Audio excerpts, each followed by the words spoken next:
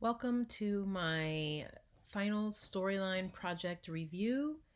My name is Traci-Liegh, and today I am going to be giving you a tour of my final storyline project. And here we go. Welcome to the Trellis Volunteer Training. Click Enter to begin the training module. One of the suggestions of Dr. Schmidt was to go ahead and tell learners that they should click Enter to begin the training module. So I took that note from my storyboard and I went ahead and added a click to enter to begin the training module um, prompt here, and students may enter the course with this enter button. The purpose of this training is to familiarize volunteers with the history, programs, population, facilities, and protocols unique to Trellis. This tells a little bit about who runs the organization, what the organization does, and then we move through the training to meet the directors, to meet the team. I had a different interaction in mind on my storyboard, but I actually settled on this having a little bit of a different background than everything else, since these are the directors, something still with a natural feel, but where we are able to meet the directors and learn a little bit more about them. So this is Wendy, and when you click on Wendy, you have her bio, and this is also narrated. You X to get out. We have Rachel, the other director, and this is her bio, which is also narrated. And then we click to continue. This is the Ability Garden, which is the central focus of Trellis, the horticultural therapy organization. So there is something with the Ability Garden on several screens, and that is basically because of the importance it holds. We navigate through that to a video about the organization and what they do. The video ends, and then we have a carousel interaction here, which is a tour through the garden basically.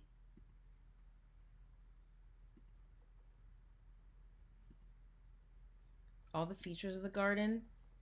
And then there is a continue navigational button here.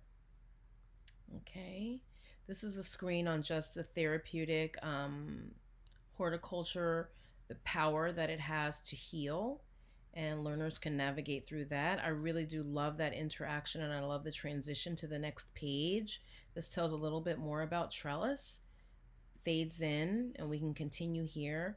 I really like the layout of this. I wasn't sure in the beginning how to do it, but I had a note on my storyboard from Dr. Schmidt to perhaps include not just a little on the populations that Trellis serves, but maybe a way for learners to interact with more information about each population. So I have a link here where learners can go directly from the module to the Trellis website and learn a little bit more about each of these groups. So that was a nice note from Dr. Schmidt that I incorporated into my module. We move through, and I really do like this interaction because Trellis serves the community by attacking the problem. The problem often leads to health impacts, and then they are the solution. So each of these arrows tells a little bit more about the theme on the arrow, and we have here instructions to the learners on what they need to do to interact with that feature. We continue through the module, and we have another interaction where learners can learn a little bit more about the communities Trellis serves, and they can look on these cards here and actually have a visual.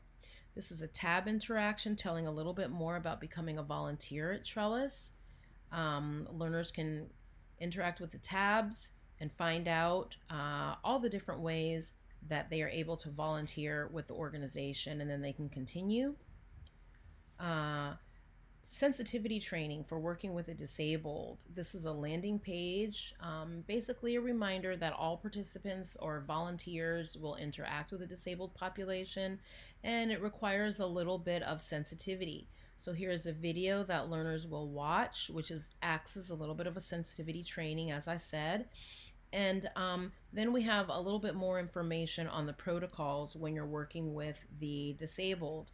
I have a weather chart here. I didn't really know how I was going to handle this, but I knew that I wanted something with the weather, talking about extreme hot, extreme cold, and then health emergencies that participants may encounter when you're dealing or working with disabled.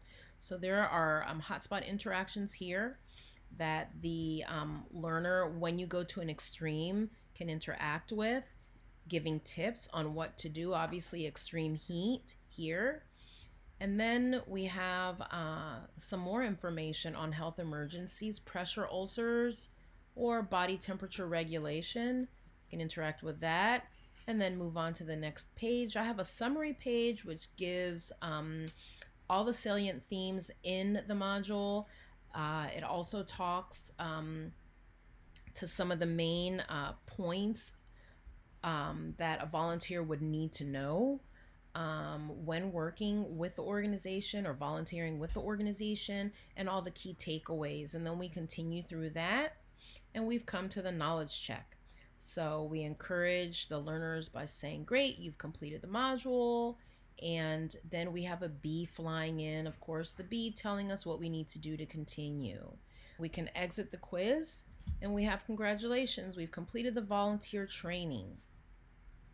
And then we have the module notes at the end for Dr. Schmidt. And he can scroll through the module notes here for every screen. And then we're taken back to the landing page. One of the biggest challenges that I had was getting my triggers to work, because a lot of times when you exit storyline, something happens to the triggers. I don't know what happens, but the triggers sometimes are erased or set back, and you have to kind of reset the triggers. So that was a little bit of an issue. The solution was to go back and re-enter the triggers, re-trigger my screens. From design to development, or concept to design to development, I really enjoyed doing this project because it was an actual product that I was creating for an organization that is very near and dear to me. I became a lot more knowledgeable working with the subject matter experts on working with the disabled.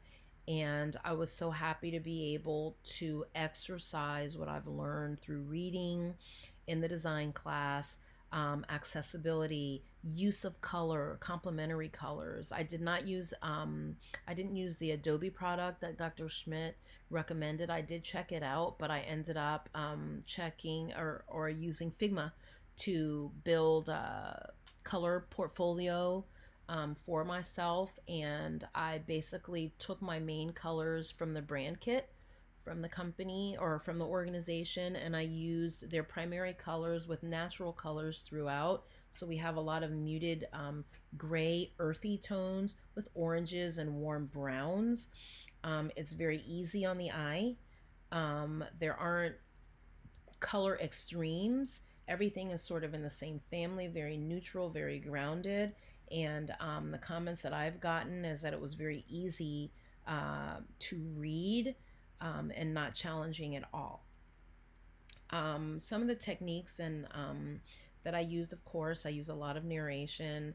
I used an external voice AI platform in addition to the built-in tool in Articulate. I really like my external tool better. I think it's smoother, but the one in Storyline sufficed. So I use that one for the majority of the narration. It could have been better. It could have been smoother, because when you're working with layers, I didn't quite know how to treat what is essentially one screen divided into several screens when you have layers, how to work that out with the narration. So it was a fluid narration where someone who normally wouldn't be able to interact with the visual component couldn't hear everything on the screen.